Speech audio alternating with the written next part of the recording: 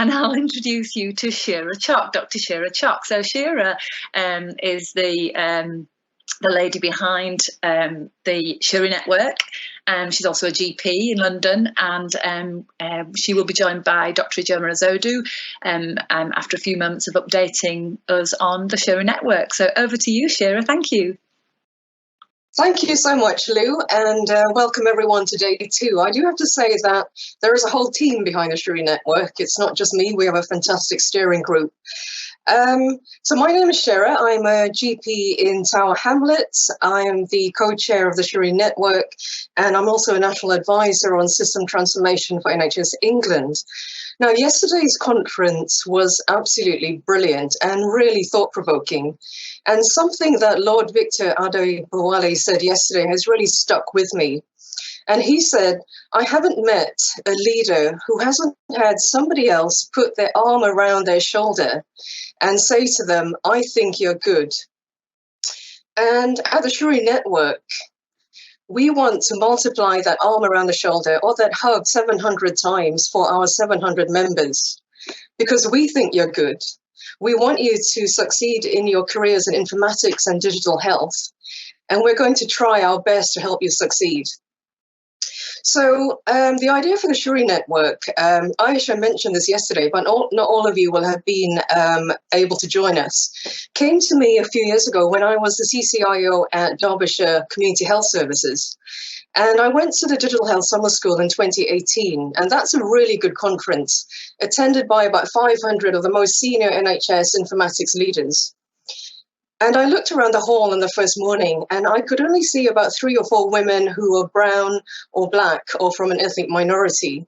In fact, throughout the whole 2 days, most of the women who were BME were either serving tea or lunch or helping us with administration. And I thought, this is wrong, because if you go to any ward or ED or GP practice or community service, you will see a much more diverse workforce. And the people who are using the digital tools and software on the front lines of the NHS and care are a very different group to the people at the top of the digital career tree. So I started wondering, who are the BME women in informatics? And that's how the idea of the Shuri Network came to be. And we launched just over 15 months ago. At the time, I could only find about 5 women of colour, people like Aisha, Sonia Patel at NHSX, Sarah Jensen at Barts Health. In fact, at that conference I went to, somebody actually thought I was Sarah Jensen, just to add insult to injury. So we know that there are only a handful, but we also know that diversity leads to huge rewards. We know that it increases staff morale, and staff who are engaged and feel valued provide better care for our patients. We know that diverse teams are more creative, more innovative, financial performance improves, recruitment and retention scores go up. So for me, it's not just a good thing, it is absolutely imperative that we all play our part in increasing diversity and inclusion. So what are the aims of the Shuri Network? Well, we want to demystify careers in digital health and make them much more inclusive and accessible. We're helping to change what a digital leader looks like and sounds like, because to be honest, digital leaders of the future should look just like us.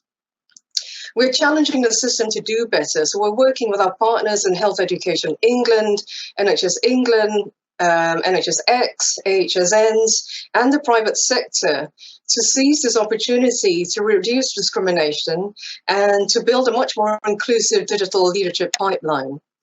So in terms of practical steps, we asked our members in April what would make the most difference to your careers. And we've designed a really exciting program for the next year, and this has already started in response to what our members told us.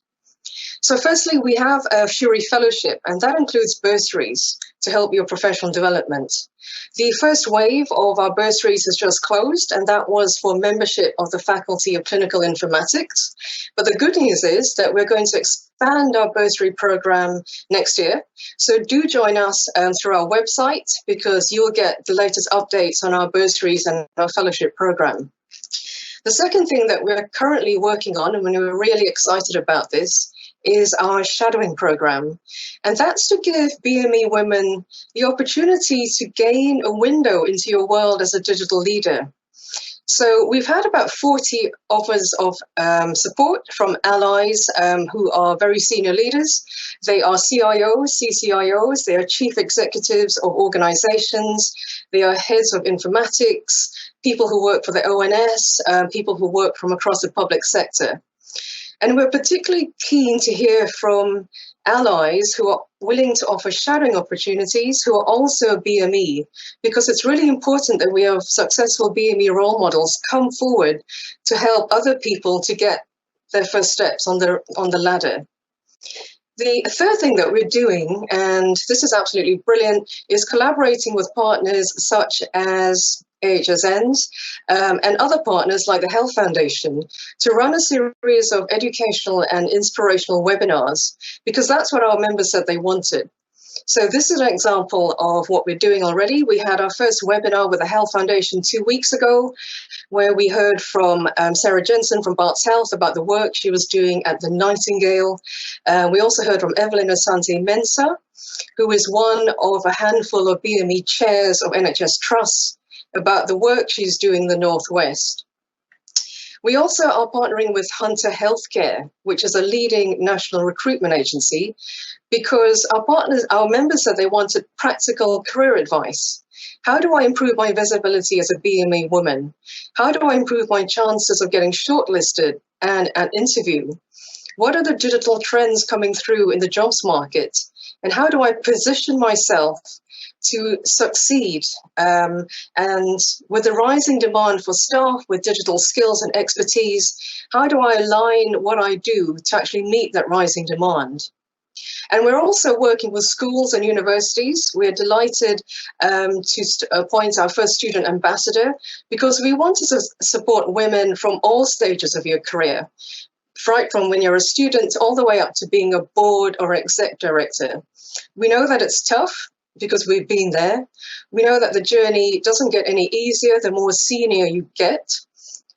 Sometimes the discrimination and the barriers can get worse the more senior and more visible you get. So we want to be with you every step of the way. So it's been an amazing 15 months. We hope that you will join us on our journey, and we hope that we will see you at future events of the Shuri Network.